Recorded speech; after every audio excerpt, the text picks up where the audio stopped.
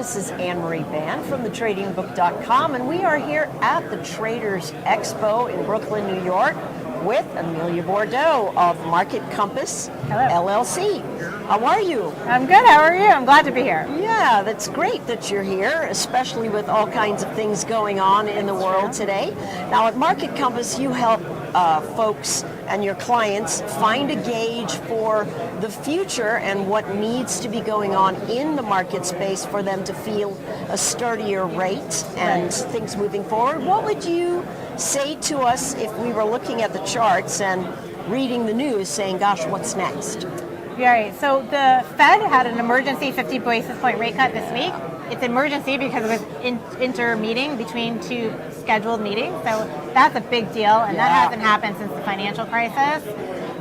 So what we're looking at, and I think what the Fed is looking at, what's very important going forward is U.S. employment and U.S. consumer confidence.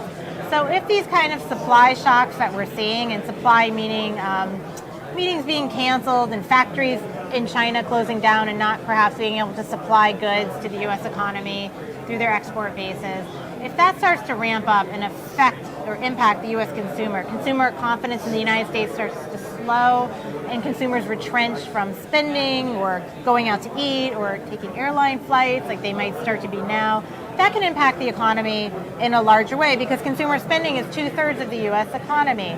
So the Fed is certainly watching that. And once, if it comes to pass that consumers kind of retrench their spending, employment will also be impacted and start to fall. Absolutely. So we have to look at those transmission channels. So watching consumer sentiment right now, reading anecdotally in the papers of meetings or conferences that are being canceled, staying on top of that type of news is important right now.